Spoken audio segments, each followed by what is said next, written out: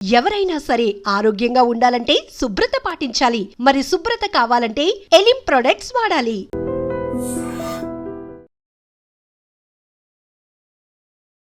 నమస్కారం. నేను డాక్టర్ వెల్లంకి శ్రీనివాసరావు, అనువంశిక ఆయుర్వేద వైద్యుడిని. హైదరాబాద్ ఎర్రగడ్డ మెట్రో స్టేషన్ దగ్గర ప్రాక్టీస్ చేస్తున్నాను. మీకు సెక్స్కు సంబంధించిన సమస్యలు ఈ రోజున ఎక్కువ కనిపిస్తున్నాయి సమాజంలో. వాటి గురించే ఎక్కువగా అంగస్తంభన ట్యాబ్లెట్లన్నీ అవన్నీ ఇవన్నీ యాడ్స్ బాగానే వస్తున్నాయి. ఇంగ్లీష్లో కూడా ఎక్కువగా మెడిసిన్సే యూజ్ చేస్తున్నారు. అయితే ఎటువంటి సైడ్ ఎఫెక్ట్ లేకుండా అంగ పరిమాణం పెంచుకోవడానికి, అలాగే సామర్థ్యం పెంచుకోవడానికి ఆయుర్వేదంలో మంచి మందులు ఉన్నాయి. వీటిని ఎలాంటి విధానంలో తీసుకోవాలి, ఎలాగ వాటిని తీసుకోవాలి అని చెప్తాను. అలాగే ఎందుకు అసలు ఈ సమస్య వస్తుంది ఇది కూడా మనం తెలుసుకోవాలి. ఎందుకంటే న్యూట్రిషన్ ఫుడ్స్ బాగా తగ్గిపోయినాయి. డైటే problem, main problem. Nutrition foods బాగా తగ్గిపోయినాయి. టేస్ట్ బాగా ఉండే ఫుడ్స్ పెరిగిపోయినాయి. మనకి నేలకి ఏది రుచిస్తుందో అవి పెరిగిపోయినాయి, అవి తింటున్నాం. దాంట్లో న్యూట్రిషన్ ఉందా, విటమిన్స్ ఉన్నాయా, మినరల్స్ ఉన్నాయా, మన శరీరానికి ఉపయోగపడుతుందా అనేది ఆలోచించడం లేదు. ఆ పూట రుచిగా అనిపించింది, తిన్నాము, అయిపోయింది. కానీ ఈ వీక్నెస్ అనేది వయసు బాగా మంచి వయసులో 15-16 ఏళ్ళప్పుడు ఏమి ఉండదు. కానీ తర్వాత 20 దాటిన దగ్గర నుంచి చిన్నగా వీక్నెస్ బయటపడుతూ ఉంటుంది. ఎందుకు 20 అన్నానంటే, ఇదివరకు రోజుల్లో 40 దాటితేనే వీక్నెస్ ఉండేవాళ్ళు మనుషులు. ఇప్పుడున్న ఫుడ్కి, పొల్యూషన్కి ఇవాళ జరుగుతున్న పరిస్థితి ఏంటంటే, అది కాక వ్యసనాలు, మందు, గుట్కాలు, సిగరెట్లు, ఈ వ్యసనాలు. వీటి వల్ల పురుషుల సెక్స్ సామర్థ్యం బాగా తగ్గిపోతుంది. అంగస్తంభన సమస్యలు బాగా వస్తున్నాయి. కాబట్టి వీటిని పెంచుకోవాలంటే ఆయుర్వేదంలోని మూలికల ద్వారానే మీకు శాశ్వతంగా పరిష్కారం దొరుకుతుంది. శాశ్వతం అంటే ఇవాళ మందు ఆడాము, 3 నెలలు 4 నెలలు వాడాము, 70-80 ఏళ్ళు వచ్చిన దాకా ఉంటుంది అనేది అనుకోవద్దు. ఎందుకంటే వయసు పెరిగే కొద్దీ సామర్థ్యం తగ్గిపోతూ ఉంటుంది, ఎంత మెడిసిన్స్ ఇప్పుడు వాడినా కానీ. కాబట్టి మెయింటైన్ చేసుకోవాలి. మేము ఇస్తాము, మీ సామర్థ్యం పెంచుకోవడానికి కావాల్సిన మందులు ఇస్తాము, సామర్థ్యం తెప్పిస్తాము. దానికి తగ్గట్టుగా మీరు మెయింటెనెన్స్ చేసుకోవాలి. కోర్స్ అయిపోయిన తర్వాత అయినా సరే కాస్త ఎక్సర్సైజులు చేసుకోవడం, మంచి ఫుడ్ తీసుకోవడం, మానసికంగా ప్రశాంతంగా ఉండటం, చెడు అలవాట్లు మానుకోవడం, ముఖ్యంగా హస్తప్రయోగం, పోను సైట్లు చుట్టడం లాంటివి మానుకోవటం, ఇలాంటివన్నీ మీకు సామర్థ్యాన్ని నిలబెడతాయి. కాబట్టి సామర్థ్యాన్ని నిలబెట్టుకోవాలంటే మంచి డైట్ ఉండాలి. అలాగే ఎక్సర్సైజ్ డైలీ 1 అవర్ ఏదో ఒక ఎక్సర్సైజ్ ఉండాలి. ముఖ్యంగా జంపింగ్ ఎక్సర్సైజెస్. జంపింగ్ అంటే స్కిప్పింగ్, షటిల్ ఆడటము, రన్నింగ్, ఇలాంటివి చాలా బాగా ఉపయోగపడతాయి. ఎందుకంటే లంగ్స్ కెపాసిటీ బాగా పెరుగుతుంది ఇటు ఎక్సర్సైజుల వల్ల. అప్పుడు ఆటోమేటిక్గా ఆక్సిజన్ బ్లడ్లో బాగా కలుస్తుంది, రక్త ప్రసరణ వేగం బాగా పెరుగుతుంది, శరీరానికి కావాల్సిన న్యూట్రిషన్ అంతా అన్ని భాగాలకి, చివరి భాగాలకు కూడా అందుతుంది. చాలామంది కుర్రవాళ్ళు కూడా, 40 ఏళ్ళు కాదు 20 ఏళ్ళు కుర్రవాళ్ళు కూడా ఇవాళ మా దగ్గరకు వస్తున్నారు. ఎందుకు సామర్థ్యం వీళ్ళకి తగ్గిపోతుంది అంటే చెత్త తింటున్నారు, జంక్ ఫుడ్స్. దానికి తోడు చేతిలో స్మార్ట్ ఫోన్ ఉంటుంది. ఫోన్లో బూత్ సినిమాలు, పోర్న్ సైట్లు చూడటము, హస్తప్రయోగం చేసుకోవడం. దానికి ఒక వేళాపాడ ఏం లేదు. ఇప్పుడు సపరేట్గా ఎక్కడో ఒక చోటకి వెళ్ళిపోతున్నారు, ఆ కార్యక్రమం కోసమే టైం కేటాయించుకుంటున్నారు. అదొక ఆనందంగా ఉంటుంది. పెళ్ళిళ్ళు కావట్లేదు. ఇదివరకు రోజుల్లో 16-17 ఏళ్ళు వస్తే పెళ్లి చేసేసేవాళ్ళు, వ్యవసాయం చేసుకుంటూ ఉండేవాళ్ళు, ఏదైనా చిన్న వ్యాపారాలు చేసేవాళ్ళు. ఇప్పుడు కెరీర్ కదా, చదువుకోవాలా, అప్పుడు పెళ్లి చేయాలి, లేకపోతే నువ్వు పిల్లాన్ని పోషించలేవు అనే దీంతో పిల్లలకి పెళ్ళిళ్ళు చేయట్లేదు. కాబట్టి చదువుల వల్ల, ఉద్యోగాల వల్ల లేట్ అయిపోవడం వల్ల వీళ్ళు సెక్స్ చేసే వయసు వచ్చినప్పటికీ, అంటే వీళ్ళకు కూడా మెచ్యూరిటీ లాంటిది వచ్చినప్పుడు లేడీస్కి ఎలాగైతే ప్రోబర్టీ వస్తుందో అలాగే మగవాళ్ళకు కూడా 14-15 ఏళ్ళకి వస్తుంది, 14 ఏళ్ళకి వస్తుంది. అక్కడి నుంచి వీళ్ళకి సెక్స్ చేయడానికి అవకాశం లేక పోర్న్ సైట్లు చూడటం, అలాగే హస్తప్రయోగం చేయటం, ఈ రెండింటి వల్ల వాళ్ళు మానసికంగా కూడా వాటికి అలవాటు పడిపోయి మానసికంగా కూడా నపుంసకత్వం వస్తుంది, అంగం తొందరగా మెత్తపడిపోతుంది అని చాలామంది కంప్లైంట్ చేస్తున్నారు. అది 20-80 దాకా కూడా అదే కంప్లైంట్ ఉంది. ఎందుకు ఉంటుంది అంటే రక్త ప్రసరణ అనేది ఆ నరాల్లోకి, అంగం యొక్క నరాల్లోకి, ఆ నర్వస్ సిస్టంలోకి ప్రవేశించలేకపోవడం వల్ల రక్త ప్రసరణ బాగా తన్ని పట్టాలి, బాగా స్ట్రాంగ్గా ఎరక్షన్ వచ్చే విధంగా రక్తం తన్ని పట్టాలి. పైగా అది వెనక్కి వెళ్ళిపోవడం అనేది తొందరగా జరగకూడదు. అంగంలో ప్రవేశించిన రక్తం వెనక్కి వెంటనే వెళ్ళకూడదు. వీళ్ళు ఏంటంటే ఓవర్ సెన్సిటివిటీ కారణంగా కావచ్చు, లేకపోతే ఓవర్ యాంగ్జైటీ, యాంగ్జైటీ ఎక్కువైపోయింది దానివల్ల కావచ్చు, లేదు త్వరగా పడిపోతుంది కాబట్టి తొందరగా ముగించేద్దాం అనే భయం వల్ల కావచ్చు, చేసేసాం పూర్తి చేసాం స్వరం వదిలేసాం అన్న ఒక వర్క్ కంప్లీట్ అయిందనే ఒక ఫీలింగ్ అవతలకు కూడా కలిగించాలని వీళ్ళు ఆత్రం పడిపోవడం వల్ల, సెన్సిటివిటీ ఓవర్గా ఉండటం వల్ల, ఇలాంటి సమస్యల వల్ల అంగంలోని రక్తము తన్ని పట్టింది కూడా కొంచెం కొంచెంగా డిశ్చార్జ్ అయిపోతుంది. అప్పుడు అంగం చిన్నగా మెత్తబడిపోతూ ఉంటుంది. సెక్స్ చేయగలిగినంత స్తంభన ఉండదు. కాబట్టి యాంగ్జైటీ ఉండకూడదు. మంచి శరీరానికి కావాల్సిన బలమైన ఆహారం తీసుకుంటూ, మంచి ఎక్సర్సైజ్ చేసుకుంటూ, అంగం మీద కూడా అంగాన్ని స్ట్రాంగ్గా నిలబెట్టే రక్త ప్రసరణ మెరుగు చేసేవి, అలాగే రక్తనాళాల్లోకి రక్తం బాగా రావాలంటే వెడల్పుగా నరాలు ఉండాలి. కాబట్టి ఆ నెర్వ్స్ కూడా స్ట్రాంగ్గా వైడ్గా అంటే పెద్ద పెద్ద పైపుల్లాగా వెడల్పుగా వచ్చే విధంగా చేసే మసాజ్ ఆయిల్స్ ఉంటాయి. అలాగే ఆయుర్వేదిక్ పౌడర్స్ ఉంటాయి, మెడిసిన్స్ ట్యాబ్లెట్స్ రూపంలో కూడా ఉంటాయి. అవి తీసుకుంటే రక్తం తన్ని పడుతుంది, అంగం సైజు కూడా పెరుగుతుంది. అప్పుడు ఎక్కువసేపు నిలబడుతుంది బ్లడ్ లోపల. కాబట్టి ఆ అంగం ఎక్కువసేపు స్తంభించి ఉంటుంది. ఇవాళ సమాజంలో ప్రతిదీ కూడా మీడియా ప్రభావం, అడ్వర్టైజ్మెంట్ల ప్రభావం ఎక్కువగా ఉంటుంది. సిగరెట్ తాగడం ఒక స్టైల్, అలాగే మందు తాగడం అనేది రోజువారీ కార్యక్రమం, అలాగే బయట non veg foods, road side food తినడం అనేది ఫ్యాషన్, ఇంట్లో ఫుడ్ నచ్చదు. అలాగే మనకి సినిమాల్లో చూపించడం కూడా అదే ఉంటుంది. సిగరెట్ తాగడం, మందు లేకుండా ఫ్రెండ్స్ కలవరు. ఏ సినిమాలో ఏం చూడండి, ఫ్రెండ్స్ ఒకచోట కూర్చొని అంటే మందు. ఇలాంటివన్నీ కూడా కార్పొరేట్ కంపెనీసు, ఎంఎన్సీ కంపెనీసు ఇలాంటి అలవాట్లు ప్రజలకు చేయడం కోసం సినిమాల్లో చూపించడానికి వాళ్ళు ప్రోత్సహిస్తున్నారు డైరెక్టర్లని. ఇవి చూపించడం వల్ల పిల్లలకి కూడా అవే అట్రాక్ట్ అయిపోయి, అవే ఇవాళ ఫ్యాషన్ అనుకొని వాటిలో దిగిపోయి అప్పులు పాలవుతున్నారు. అలాగే ఒళ్ళు గుల్ల చేసుకుంటున్నారు. వీళ్ళకి దెబ్బతినేది ఏంటంటే సెక్స్ సామర్థ్యం. గుట్కా, మందు, సిగరెట్, ఆల్కహాల్, అలాగే ఈ గంజాయి, ఇంకా కొంచెం డీప్గా వెళ్తే డ్రగ్స్, ఇలాంటివన్నీ టెంపరీగా ఏదో శృంగార సామర్థ్యం పెంచినట్టుగా కనిపిస్తాయి. కానీ ఇవన్నీ కూడా నరాల వ్యవస్థను దెబ్బతీస్తాయి. అందువల్ల శరీరంలో అంగపటుత్వం అనేది పడిపోతుంది. నర్వస్ సిస్టమ్ కూడా బాగా డౌన్ అయిపోతుంది. వీళ్ళు మందంగా తయారవుతారు. బ్రెయిన్ షార్ప్గా పనిచేయదు. నరాలు కూడా మెతకబడిపోతాయి. అదే 20 ఏళ్లలో వీళ్ళకి అలవాటు అయిందంటే ఒక 5 ఏళ్ళు అయ్యేసరికి దేనికి పనికిరారు. గర్భం రావడానికి ఈ యాంగిల్ బాగుంటుంది. అయితే గర్భం రాకుండా పోయే కారణాలు కూడా కొన్ని తెలుసుకోవాలి.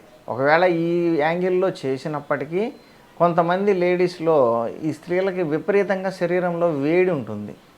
ఈ వేడి ఉన్న వాళ్ళకి స్పెర్మ్ ఏమవుతుందంటే యోనిలో స్రవించినప్పుడు అది ఎక్కువ దూరం వెళ్ళలేదు. ఎందుకంటే అట్టు పెనం మీద కనుక అట్టుపిండి పోస్తే ఎలా ఎండిపోతుందో వేడికి, అలానే శరీరంలో పడిన వీర్యం కూడా ఎండిపోయి అతుక్కుపోతుంది.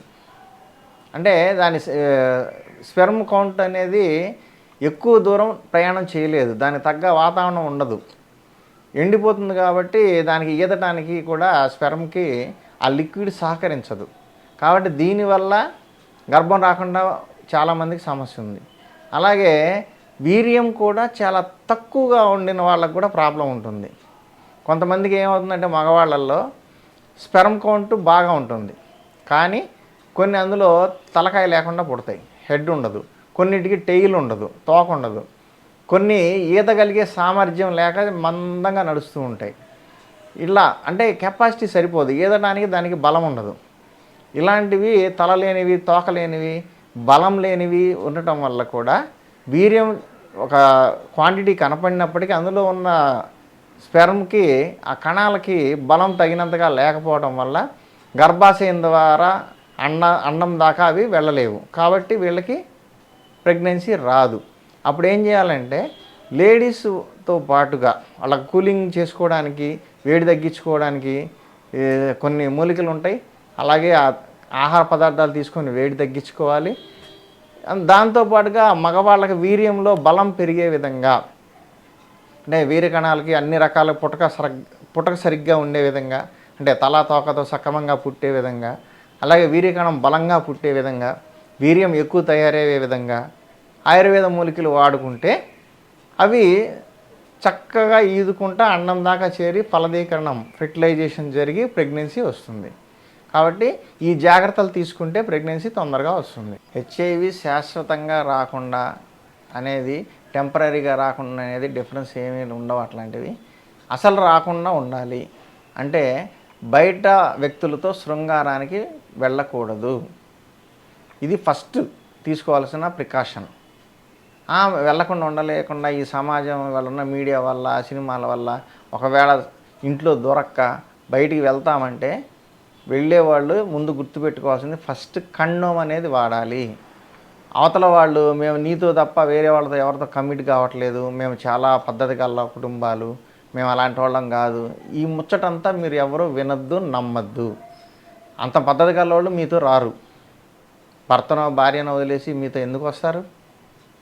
కాబట్టి అవతల వాళ్ళకి ఉందా లేదా హెచ్ఐవి కానీ ఇంకేదైనా హెర్పీస్ కానీ సెక్స్ రోగాలు ఏమైనా ఉన్నాయా లేదా అని మనం స్క్రూటినీ చేయలేము, కనిపెట్టలేము.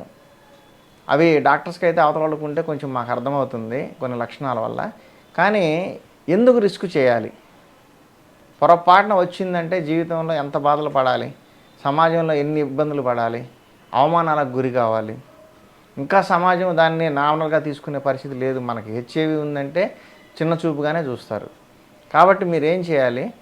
కండోమ్ లేకుండా ఎంత తెలిసిన వాళ్ళైనా, చుట్టాల్లో అయినా, సొంత గర్ల్ ఫ్రెండ్ అయినా సరే, పెళ్ళయిందాక సొంత గర్ల్ ఫ్రెండ్ లేకపోతే బాయ్ ఫ్రెండ్ అయినా సరే కండోమ్ లేకుండా సెక్స్ చేయొద్దు. కేవలం కండోమ్ లేకపోవడం వల్ల, తొందరపడి సెక్స్ చేయడం వల్ల ఎంతోమందికి హెచ్ఐవి వచ్చింది. అలాగే దాంతోపాటు హెర్పీస్ లాంటి అదర్ డిసీజెస్ కూడా చాలా ఉన్నాయి. కాబట్టి కండోమ్ లేకుండా ఎలాంటి వాళ్ళనైనా సరే మీరు ఎంటర్టైన్ చేయొద్దు, ఎంగేజ్ చేయొద్దు. ఫస్ట్ ప్రికాషన్ ఇది తీసుకోవాల్సింది మీరు. హెచ్ఐవి ఎయిడ్స్ అనేవి ఎంత ప్రమాదకరమైనప్పటికీ, వేరే వైద్య విధానాల్లో పూర్తిగా తగ్గించే మందులు లేకపోయినప్పటికీ, ఇది పురాతన కాలంలో కూడా ఉన్నది ఈ జబ్బు. ఈజిప్ట్ పిరమిడ్ల మీద కూడా ఈ జబ్బు లక్షణాలు రాసి ఒక మొక్క బొమ్మ వేసి ఉందనేది మనం చదువుతున్నాం, చూస్తున్నాం. అయితే ఆ మొక్కను ఫైండ్ అవుట్ చేయలేకపోయారు. కానీ మన ఇండియాలో ఆయుర్వేదంలో అద్భుతమైన కాంబినేషన్ డ్రగ్స్ ఉంటాయి. ఇవన్నీ కూడా ఫార్మా కంపెనీస్లో కూడా సామర్థ్యం పూర్తిగా తగ్గించే ఉన్నాయో లేదో తెలియదు. కానీ మన ఋషుల దగ్గర మాత్రం గురు పరంపరలో శిష్యులకి చాలా మంచి ఫార్ములాలు దొరుకుతున్నాయి. మా గురువుగారు, శ్రీశైలం గురువుగారు మాకు చాలా నేర్పించారు.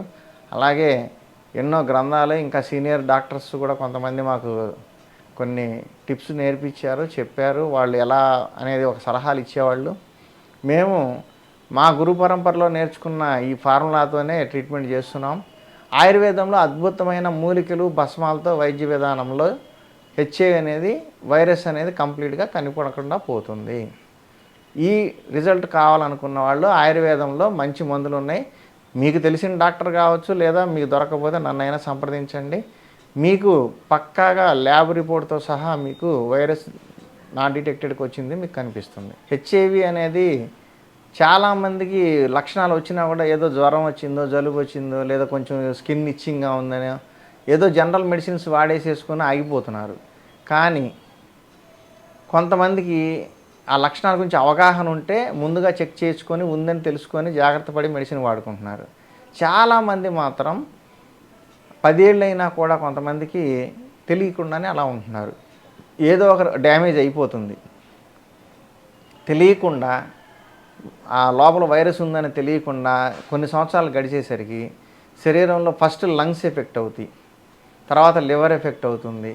ఈ విధంగా ఒక్కొక్క పార్ట్ ఎఫెక్ట్ అవుతూ శరీరంలో భాగాలన్నీ దెబ్బతిని ఏదో ఒక పెద్ద సమస్య కనపడినప్పుడు అది చెక్ చేసుకోవడానికి వెళ్ళినప్పుడు ఆటోమేటిక్గా ఇప్పుడు ప్రతి చోట కూడా హెచ్ఐవి ఫస్ట్ స్క్రీనింగ్ చేస్తున్నారు, తగ్గట్లేదు ఒక జబ్బు అంటే. సో హెచ్ఐవి అప్పుడు చెక్ చేసినప్పుడు బయటపడుతుంది. అంటే అనుకోకుండా ఎప్పుడో పరిస్థితుల్లో బయటపడుతుంది. కానీ బయట లేడీస్తో తిరిగే అలవాటు ఉన్నవాళ్ళు, లేదు మీ పార్ట్నరు తిరుగుతున్నారేమో బయట అని అనుమానం ఉన్నవాళ్ళు వాళ్ళతో ఏం గొడవ పెట్టుకోవద్దు. మీ టైం టు టైం 3 మంత్స్కో 6 మంత్స్కో ఒకసారి ఉందా లేదా అనేది ఒకసారి చెక్ చేసుకుంటూ ఉండండి. దానివల్ల మీకు బయటపడతారు తొందరగా. ఎందుకంటే ఎంత తొందరగా దాన్ని ఫైండ్ అవుట్ చేస్తే అంత తొందరగా శరీరాన్ని పాడవకుండా ఆర్గాన్స్ డ్యామేజ్ కాకుండా కాపాడుకోవచ్చు. సో ఈ హెచ్ఐవి ఉందా లేదా అనేది ఊహాగానాలు కావచ్చు. కొంతమంది మాకు ఫోన్లు చేస్తారు, సార్ నాకు ఇట్లా అనిపిస్తుంది, ఉండే అవకాశం ఉందా, మాకు హెచ్ఐవి ఉంటుందా? ఎట్లా చెప్తాం? డాక్టర్ గారు ఏదో లేదు అని చెప్పాడు కాబట్టి మనకు లేదని ఊరుకోవడానికి లేదు. ఎట్లా తెలుస్తుంది డాక్టర్కి? మీరు టెస్ట్ చేయించుకోవాలి. టెస్ట్ చేయందే ఊరికే పై లక్షణాలను బట్టి అది ఉందా లేదా చెప్పలేము. ఎందుకంటే జ్వరం వేరే కారణం వల్ల కూడా రావచ్చు, గొంతు నొప్పి వేరే కారణం వల్ల రావచ్చు, అంగం మీద దురదలు రావడానికి ఇంకో కారణం కూడా ఉండొచ్చు. ఫంగస్ కావచ్చు, క్యాండిడాస్ అంటారు, ఆ ఫంగస్ల వల్ల కావచ్చు, దేనివల్ల చాకలి గజ్జి వల్ల రావచ్చు. సో ఇలాంటి రీజన్స్ని పట్టుకొని ఉందా లేదా అనే చిన్న డిస్కషన్ పెట్టుకొని 100 మంది యూట్యూబ్లో కనపడిన డాక్టర్లందరికీ ఫోన్లు చేసి వాళ్ళని విసిగిచ్చి అమ్మయ్య అని ఏదో కొంతమంది చెప్పారుగా ఉండకపోవచ్చు అని ఏదో ఒక ఛాన్స్ తీసుకొని మెలకుండా ఊరుకుంటున్నారు. ఎందుకు ఇంత ప్రాసెస్ చేస్తున్నారు? ఇదేం చిన్న జబ్బు కాదు కదా. వెంటనే డౌట్ ఉంది అంటే మనీ అయితే అయింది, ఒకసారి దాన్ని టెస్ట్ చేసుకోండి. ఉంది అంటే జాగ్రత్త పడి మెడిసిన్ వాడుకోండి, డ్యామేజ్ కాకుండా కాపాడుకోండి. లేదంటే హ్యాపీగా ఉండొచ్చు. కాబట్టి ముందు టెస్ట్ అనేది చాలా ముఖ్యం. ఫస్ట్ డౌట్ ఉందంటే టెస్ట్ చేయాల్సిందే. మీ దగ్గరలో ఉన్న ల్యాబ్లో చేసుకోండి, లేదా మా దగ్గరకు వచ్చినా మేము టెస్ట్ చేయించి ఉందా లేదా కన్ఫర్మేషన్ చెప్తాం. గర్భం ధరించిన స్త్రీకి హెచ్ఐవి ఉందని కన్ఫర్మ్ అయినప్పుడు, ఎందుకంటే ఇప్పుడు ప్రతి గర్భవతికి అంటే ప్రెగ్నెన్సీ ఉన్న ప్రతి లేడీకి హాస్పిటల్కి వెళ్ళంగానే ఫస్ట్ హెచ్ఐవి టెస్టే చేస్తున్నారు. మంచి పద్ధతి అది. హెచ్ఐవి ఉందా లేదా తెలుసుకొని ట్రీట్మెంట్ చేయడం వల్ల వాళ్ళకి చాలా మంచి జరుగుతుంది. సో లేకపోతే నో ప్రాబ్లం, మామూలుగానే ట్రీట్మెంట్ చేస్తారు. హెచ్ఐవి ఉంది అంటే స్పెషల్ కేర్ తీసుకుంటారు. హెచ్ఐవి ఉన్న లేడీకి ఆ స్త్రీ వల్ల బిడ్డకి ఖచ్చితంగా హెచ్ఐవి 100% సోకుతుంది. అయితే దానికి తగ్గ మెడిసిన్స్ పిల్లలకి రాకుండా ఉండాలి అని చెప్పేసి ఇంగ్లీష్లో కూడా కొన్ని సిరప్స్, మెడిసిన్స్, అలాగే ఇంజెక్షన్స్ కూడా చేస్తున్నారు డెలివరీ టైంలో అని చెప్పారు, తెలుసుకున్నాం మేము. అయితే మంచి పద్ధతే, కానీ కనపడిన వెంటనే హెచ్ఐవి కనపడిన వెంటనే ప్రెగ్నెన్సీ 3 months మాత్రమే అయ్యుంటే కనుక కన్ఫర్మేషన్ కొంతమంది రిమూవ్ చేసుకుంటున్నారు. అంత తక్కువ పీరియడ్లో 3 నెలలకే బయటపడిన వాళ్ళు రిమూవ్ చేసుకోవడం వల్ల అనేది వాళ్ళు ఆలోచించుకోండి. కానీ రిమూవ్ చేసుకొని హెచ్ఐవికి మెడిసిన్ వాడుకొని నాట్ డిటెక్టెడ్ స్టేజ్కి తెచ్చుకొని ప్రెగ్నెన్సీ తెచ్చుకుంటే అప్పుడు పిల్లలకి సోక్కుండే అవకాశం ఉంది. నాట్ డిటెక్టెడ్ అంటే భర్త నుంచి భార్యకి రాదు, భార్య నుంచి భర్తకి రాదు. కాబట్టి ఆ స్టేజ్లో వచ్చినప్పుడు, ఆ స్టేజ్ ఉన్నప్పుడు ప్రెగ్నెన్సీకి ప్లాన్ చేసుకుంటే పిల్లలకి రాకుండా పోయే అవకాశం ఉంది. అలాగే తల్లి మెడిసిన్ వాడుతూ ఉంటే, మంచి మెడిసిన్ వాడితే పిల్లలకి రాకుండా, గర్భంలో ఉన్న పిల్లలకు కూడా వాళ్ళకు కూడా ఆహారంతో పాటు వాళ్ళకు కూడా మందు దొరుకుతుంది కాబట్టి వాళ్ళకు కూడా వైరస్ అనేది లేకుండా పోయే ఛాన్సెస్ ఎక్కువగా ఉన్నాయి. ఏదేమైనప్పటికీ ప్రెగ్నెన్సీ ఉన్న లేడీస్ ఖచ్చితంగా డాక్టర్ పర్యవేక్షణలోనే మంచి మందులు వాడుకుంటే పిల్లలకి రాకుండా కాపాడుకోవచ్చు. చాలామంది రక్తం దానం చేయటం వల్ల ఎలాంటి సూదుల వల్ల వచ్చిద్దేమో హెచ్ఐవి అనే డౌట్ ఉంటుంది. అది కరెక్టే. ఎందుకంటే మీకు యూజ్ చేసే సూదులు, మీ దగ్గర నుంచి బ్లడ్ తీసుకునేటప్పుడు యూజ్ చేసే సూదుల వల్ల హెచ్ఐవి సోకే అవకాశం ఉంది. అది ఎప్పుడు కరెక్ట్గా స్టెరిలైజ్ చేయలేకపోతే, ఆ సూదుల్ని కరెక్ట్గా స్టెరిలైజ్ చేయకపోతే హెచ్ఐవి సోకే ప్రమాదం ఉంది. లేదు, డిస్పోజబుల్ సిరింజి వాడితే ఎటువంటి ప్రమాదము లేదు. కాబట్టి రక్తదానం చేయొచ్చు. డిస్పోజబుల్ సిరింజి వాడే విధంగా చూసుకోండి. మీకు స్టెరిలైజ్ చేసినా కూడా కొన్ని సరిగ్గా కానివి కూడా కొన్ని నిర్లక్ష్యంగా కొంత ఉండటం వల్ల కూడా వచ్చే అవకాశం ఉంటుంది. సర్టెన్ పీరియడ్ స్టెరిలైజ్ చేయాలి. ఆ పీరియడ్ వరకు చేయకుండా కొంచెం హడావిడిగా స్టెరిలైజ్ చేసినా కూడా వైరస్ ఉండే అవకాశం ఉంటుంది. డిస్పోజబుల్ సిరింజెస్ ద్వారా, డిస్పోజబుల్ మెటీరియల్ ద్వారా మాత్రమే మీరు బ్లడ్ డొనేట్ చేయండి. అప్పుడు మీకు ఎటువంటి ప్రమాదం లేదు. అయితే బ్లడ్ తీసుకునే వాళ్ళకు కూడా వీళ్ళు బ్లడ్ కలెక్ట్ చేసిన బ్లడ్ బ్యాంక్స్ వాళ్ళు దాన్ని టెస్ట్ చేస్తారు. హెచ్ఐవి లాంటి జబ్బులు ఏమైనా ఉన్నాయా అనేది టెస్ట్ చేస్తారు ఎక్కించే ముందు. కాబట్టి బ్లడ్ డొనేషన్ చేసేవాళ్ళు కాదు, తీసుకున్న వాళ్ళు కూడా డిస్పోజబుల్ సిరింజెస్తో తీసుకోవాలి. అలాగే అది బ్లడ్ సర్టిఫైడ్ అయిందా కాదా, అంటే బ్లడ్ చెక్ చేశారా లేదా అనేది ఒకసారి కన్ఫర్మ్ చేసుకోండి. చేసుకున్న తర్వాత మీరు బ్లడ్ ఎక్కించుకుంటే మీకు సోకకుండా ఉంటుంది. హెచ్ఐవి ఉన్న వాళ్ళతో జీవించడానికి మిగతా కుటుంబ సభ్యులకి ఎటువంటి ప్రమాదము లేదు. కంగారు పడి ఏదైనా సోకుతుందేమని వాళ్ళని, హెచ్ఐవి వచ్చిన వాళ్ళని బాధ పెట్టద్దు. వాళ్ళని దూరం పెట్టద్దు. మీకు ఆ జబ్బు కంటే కూడా పాపం వాళ్ళకి మీరందరూ దూరం చేసి వెలేసినట్టు చూస్తుంటేనే బాధ ఎక్కువై ఇంకా ఆలోచించి ఇమ్యూనిటీ పడిపోయి శ్రద్ధ తీసుకోక వాళ్ళు ఇంకా తొందరగా చావుకు దగ్గర అవుతారు. అందుకని ప్రేమగా ఉండండి. ఫ్యామిలీ మెంబర్సే కదా, అది వచ్చినంత మాత్రం వాళ్ళని దూరం చేయాల్సిన పని లేదు. అయితే ఎటువంటి యాక్ట్ అంటే కలిసి పడుకోవడము, స్నానాలు చేయటం, సబ్బులు కలిసి వాడినందువలన, ఎటువంటి బట్టలు కలిపి ఉతికినందువల్ల కానీ ఎటువంటి ప్రమాదం లేదు. ఎవరికి పక్కన మిగతా సభ్యులకి, ఫ్యామిలీ మెంబర్స్కి పిల్లల్ని ఎత్తుకున్నా కూడా, పిల్లల్ని పక్కన పడుకోబెట్టుకున్నా కూడా ఎవరికి కూడా ఎటువంటి ప్రమాదం వాళ్ళ వల్ల జరగదు. ఒకటి మాత్రం జాగ్రత్త ఏం చేయాలంటే, పిల్లలకి పెద్దవాళ్ళకి ఎంగిలి ఫుడ్డు, వాళ్ళ ఎంగిలి తినకుండా ఒకటి చూసుకోండి. వాళ్ళకి బ్లడ్ వస్తున్నప్పుడు ఏదైనా కోసుకోనో దెబ్బ తగిలి బ్లడ్ వస్తున్నప్పుడు వెంటనే ఉట్టి చేతులతో టచ్ చేయకండి. మీకు కూడా ఏదైనా క్రాక్స్ ఉంటే మీలోకి వైరస్ వెళ్ళిపోతుంది. అంతగా ఏదైనా హెల్ప్ చేయాలనుకుంటే ఒక గ్లౌజ్ పెట్టుకొని, లేదా క్యారీ బ్యాగ్ పెట్టుకొని, ఇమ్మీడియట్గా క్యారీ బ్యాగ్ పెట్టుకొని అది ఏదైనా ఆ బ్లడ్ ఆపడానికి ప్రయత్నం చేయటమో, లేకపోతే ఏదైనా గుడ్డ అడ్డం పెడతామో, ఇలాంటి జాగ్రత్తలు చేయాలనుకుంటే వెంటనే గ్లౌజెస్ ఉంటే ఓకే, లేదంటే క్యారీ బ్యాగ్ పెట్టుకొని అట్లా ఆపండి. అంతేగాని ఉట్టి చేతులతో అంటుకోవద్దు. ఈ ఒక్క బ్లడ్ టచ్ వల్ల, సెక్స్ వల్ల మాత్రమే హెచ్ఐవి వస్తుంది. మిగతా ఏ కారణం వల్ల కుటుంబ సభ్యులకి హెచ్ఐవి సోకదు. కాబట్టి హెచ్ఐవి వచ్చిన వాళ్ళని ప్రేమగా చూసుకోండి, వాళ్ళని ఏం బాధ పెట్టకండి. పక్షవాతం, పెరాలసిస్ ఇది శరీరంలో వచ్చే ఒక నర్వస్ సిస్టమ్ బ్రేక్ డౌన్. దీన్నే బ్రెయిన్ స్ట్రోక్ అని కూడా అంటారు. బ్రెయిన్లో క్లాట్ అయితే పక్షవాతం వస్తుంది. దీనికి కారణాలు ఏంటి అంటే, ఫస్ట్ బీపీ హైలో ఉండటం, హై బీపీ. అలాగే కొలెస్ట్రాల్, బ్లడ్లో కొలెస్ట్రాల్ బాగా ఉండి అవన్నీ చిన్న చిన్న గడ్డలుగా చిన్న మైక్రో గడ్డలలాగా, ట్యూమర్స్ లాగా ఉన్నప్పటికీ అవి బ్రెయిన్లో ఉండే చిన్న చిన్న వెంట్రుక వాసి హెయిర్ అంత పల్చగా ఉండే నరాల్లో బ్లాకేజ్ అవుతూ ఉంటే అవి అట్లా పేరుకుపోయి బ్లడ్ సర్క్యులేషన్ ఆగిపోయినప్పుడు పక్షవాతం వస్తుంది. ఈ పక్షవాతం రాకుండా ఉండాలి అనుకుంటే ఫస్ట్ కొవ్వు పదార్థాలు మన శరీరంలో కొలెస్ట్రాల్గా మారి ఉన్నాయా లేదా చెక్ చేసుకోవాలి. ఈ కొలెస్ట్రాల్ని తగ్గించుకునే ఆహారాలు తీసుకుంటూ దేనివల్ల అయితే కొలెస్ట్రాల్ పెరుగుతుందో ఆ ఆహార పదార్థాలు మానేయాలి.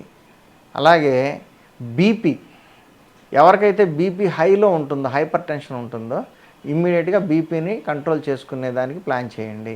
బీపీ కంట్రోల్ అవ్వడానికి, అలాగే ఈ కొలెస్ట్రాల్ కరిగిపోవడానికి, అలాగే బ్లాకేజెస్ ఏమన్నా ఉన్నా కూడా అలాంటివి కూడా క్లియర్ చేయగలిగే అద్భుతమైన మెడిసిన్స్ ఆయుర్వేదంలో ఉన్నాయి. ఆ మెడిసిన్స్ యూజ్ చేస్తే పక్షవాతం రాకుండా కాపాడుకోవచ్చు. అలాగే నర్వస్ సిస్టంలో ఎక్కడెక్కడ బ్లాకేజెస్ అవుతున్నాయో అవన్నీ క్లియర్ చేసుకోవచ్చు. ఈవెన్ చూడండి, అరికాళ్ళు, పాదాలు, వేళ్ళు దాకా కూడా ఈ కొలెస్ట్రాల్ పేరుకున్న వాళ్ళకి బ్లడ్ సర్క్యులేషన్ వెళ్ళక వేళ్ళు, కాళ్ళు కుళ్ళిపోతూ ఉంటాయి. ఇది గ్యాంగ్రీన్ కేసులు షుగర్ పేషెంట్స్లో. ఇలాంటి సమస్య కూడా కొలెస్ట్రాల్ పేరుకుపోవడం వల్లే వస్తుంది. కాబట్టి ఆ కొలెస్ట్రాల్ తగ్గే ఆహారాలు, వ్యాయామాలు చేస్తూ కొలెస్ట్రాల్ అనేది కరిగిపోవడానికి ఆయుర్వేదంలో మంచి మెడిసిన్స్ ఉన్నాయి. ఆ మెడిసిన్స్ వాడుకోండి. అలాగే మూలికలు కొన్ని ఉన్నాయి, అవి కూడా చెప్తాం మీకు కావాలంటే మెడిసిన్స్ కూడా మేము ఇస్తాము. ఇవి వాడుకునే వాళ్ళకి కొలెస్ట్రాల్ ఎప్పుడైతే కరిగిపోతుందో బ్లాకేజెస్ క్లియర్ అయ్యి రక్త ప్రసరణ మెరుగుపడి చివరి వరకు, శరీరంలోని చివరి భాగాల వరకు రక్త ప్రసరణ జరిగితే అవి ఆ పార్ట్లు కుళ్ళిపోకుండా ఉంటాయి, గ్యాంగ్రీన్ లాంటి పరిస్థితులు రాకుండా ఉంటాయి. కాబట్టి డైట్ పాటించండి, ఎక్సర్సైజ్ చేయండి, మంచి మందులు ఉన్నాయి ఆయుర్వేదంలో, వాడుకోండి. ఆల్రెడీ వచ్చుంటే, పక్షవాతం వచ్చిన వాళ్ళైతే అద్భుతంగా పనిచేసే మూలికలు ఉన్నాయి, భస్మాలు ఉంటాయి. వాటితో ట్రీట్మెంట్ చేయించుకుంటే మీకు ఆయుర్వేదంలో పక్షవాతం వచ్చిన వాళ్ళు కూడా లేచి నార్మల్గా వాళ్ళ పనులు వాళ్ళు చేసుకుంటూ బతకొచ్చు. స్పెర్మ్ కౌంట్ ఇంక్రీజ్ గురించి ఇప్పుడు చెప్తాను మీకు. స్పెర్మ్ కౌంట్ పెరగాలంటే ఫస్ట్ థింగ్ చెడు అలవాట్లు వదిలేయాలి. మందు, గుట్కా, సిగరెట్ లాంటివి వదిలేయాలి. Junk foods, bakery items, cool drinks, పిజ్జాలు, నూడిల్స్ ఇట్లాంటి చెత్త తినటం మానేయాలి.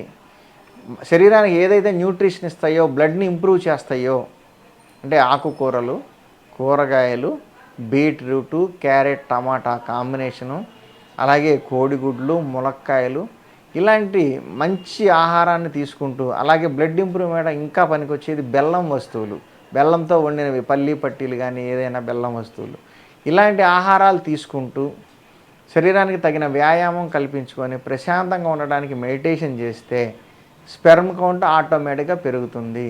దీనితో పాటు ఆయుర్వేదంలో అద్భుతమైన మూలికలు ఉన్నాయి. స్పెర్మ్ కౌంట్ పెంచే ఏంటి అంటే అశ్వగంధ, సఫేద్ ముస్లి, ఇవి బాగా మీకు స్పెర్మ్ కౌంట్ పెంచుతాయి. దీంతోపాటు శతావరి, శిలాజిత్తు ఇలాంటివి కూడా కలిపి వాడుకోవడం వల్ల మీకు ఖచ్చితంగా స్పెర్మ్ కౌంట్ పెరుగుతుంది. ఆ స్పెర్మ్ కూడా చాలా క్వాలిటీగా వస్తుంది. కాబట్టి టెన్షన్ ఎక్కువ తీసుకోకుండా ప్రశాంతంగా ఉండటం అలవాటు చేసుకోవడం అనేది ఏ జబ్బులైనా ముఖ్యం. అలాగే మంచి ఆహారం, వ్యాయామం నేను చెప్పిన మూలికలతో తీసుకుంటే మీకు ఖచ్చితంగా స్పెర్మ్ కౌంట్ పెరుగుతుంది. మడమల నొప్పులు కూడా ఎందుకు వస్తున్నాయి అనేది ఒక పాయింట్. ఎందుకు వస్తాయంటే మడమల నొప్పులు శరీరంలో రక్తం తక్కువగా ఉండి ఒబేసిటీ ఉన్నవాళ్ళు, వెయిట్ ఎక్కువగా ఉన్న వాళ్ళకి మడమల నొప్పులు వస్తూ ఉంటాయి. మీరు ఈ సమస్య ఉన్నవాళ్ళు ఫస్ట్ వెయిట్ తగ్గడానికి ప్రయత్నం చేయాలి. ఒబేసిటీ అంటే అధికంగా ఉన్న లావు తగ్గడానికి ప్రయత్నం చేయాలి. దానికి తోడు బ్లడ్ ఇంప్రూవ్మెంట్ అయ్యే ఇంతకుముందు చెప్పిన ఈ బ్లడ్ ఇంప్రూవ్మెంట్ అయ్యే ఆహారాలన్నీ తీసుకోవాలి. అలాగే డైలీ వ్యాయామం చేయాలి. లావు మీద, వెయిట్ మీద వాకింగ్ చేయలేని వాళ్ళు ఒకే చోట ఉండి యోగాసనాలు చేయండి. అప్పుడు ఆటోమేటిక్గా మీ వెయిట్ లాస్ అవుతూ ఉంటుంది. కొంత వెయిట్ లాస్ అయినాక వాకింగ్కి వెళ్ళచ్చు, స్కిప్పింగ్ చేయొచ్చు. ముందు ఫస్ట్ కొంత వెయిట్ లాస్ అవ్వాలంటే యోగా బాగా పనికొస్తుంది. దానితో పాటుగా డైట్లో అన్నీ కూడా లైట్ ఫుడ్స్ ఉండాలి. కొవ్వు ఎక్కువ పదార్థాలు తినొద్దు. నాటు ఆవు నెయ్యి తింటే ఓకే, కానీ కొవ్వు పదార్థాలు బాగా డీప్ ఫ్రైస్ తినొద్దు. అలాగే శనగపిండి లాంటి గ్యాస్ పెంచేవి, మీకు కొలెస్ట్రాల్గా మారే ఆహారం తక్కువ తీసుకోండి. రైస్ కూడా చాలా తగ్గించండి. రైస్ ఎక్కువ తినడం వల్ల కూడా వెయిట్ లాస్ అవ్వరు. ఆకుకూరలు, కూరగాయలు, మంచి వ్యాయామం ఇవి మీకు వెయిట్ లాస్ ఇస్తాయి. అలాగే మడమల నొప్పులు తగ్గుతాయి. బ్లడ్ ఇంక్రీజ్ అవ్వాలి అంటే ఇప్పుడు నేను చెప్పిన ఆకుకూరలు, కూరగాయలు, అలాగే బీట్రూట్, క్యారెట్, టమాటా జ్యూస్ ఇది పరగడపనే తీసుకొని 1 గంట వరకు ఏమీ తినకుండా ఉంటే బ్లడ్లో ఇంప్రూవ్మెంట్ బాగా కనిపిస్తుంది. వీటితో పాటుగా బ్లడ్ ఇంప్రూవ్ అయ్యింటే ఏంటి, చెరుకు రసము, ఫ్రూట్ జ్యూసులు, క్యారెట్ జ్యూసు, బత్తాయి జ్యూసు, ఇలా juices, natural juices without sugar and ice. Natural juices తీసుకోండి, లేదా ఫ్రూట్స్ బాగా తీసుకోండి. అలాగే డ్రై ఫ్రూట్స్లోకి వచ్చేసరికి ఖర్జూరము, ఎండు ఖర్జూరము, కిస్మిస్, బాదం ఈ 3 మిక్సీ కొట్టేసేయండి. మెత్తటి ముద్దలాగా వస్తుంది. చిన్న చిన్న ఉసిరిగే అంత లడ్డులాగా చేసి పెట్టుకొని ఉదయం 1, సాయంత్రం 1 పరగడుపుని తిని కాసిన పాలు తాగండి. బెల్లం వేసుకోండి, పాలల్లో బెల్లం వేసుకోండి. అందులో కూడా ఐరన్ వాటి వల్ల మీకు బ్లడ్ ఇంప్రూవ్ అవుతుంది. ఈ విధంగా రెగ్యులర్గా చేస్తే 40 డేస్ అయిన తర్వాత మీరు ఒకసారి బ్లడ్ చెక్ చేసుకోండి. ముందున్న దానికి ఇప్పటికీ ఖచ్చితంగా తేడా వస్తుంది. బ్లడ్ చాలా బాగా ఇంప్రూవ్ అవుతుంది. ఎప్పుడైతే బ్లడ్ ఇంప్రూవ్ అయిందో హార్మోన్స్ కరెక్ట్గా పనిచేస్తాయి. షుగరు, బీపీ, థైరాయిడ్ ఇట్లాంటివన్నీ కూడా హార్మోన్సే. కాబట్టి ఈ హార్మోన్స్ అన్నీ కూడా కరెక్ట్గా రిలీజ్ అయ్యి పనిచేయాలంటే బ్లడ్ కూడా బాగా ఉండే విధంగా చూసుకోవాలి. అలాగే అందం, బ్లడ్ బాగా ఒంటికి తన్ని పట్టి మంచి బ్లడ్ ఇంప్రూవ్మెంట్ అయిందంటే శరీరంలో ఒక గ్లో వస్తుంది. శరీరంలో అన్ని అవయవాలకి న్యూట్రిషన్ బాగా అందుతుంది. శరీరం తన మెటబాలిక్ రేట్ బాగుండి ఖచ్చితంగా ఎలాంటి పరిస్థితినైనా తట్టుకోగలిగే సామర్థ్యం మన శరీరానికి కావాలంటే బ్లడ్ ఇంప్రూవ్మెంట్ కంపల్సరీ. కాబట్టి నేను చెప్పిన డైట్ పాటించండి.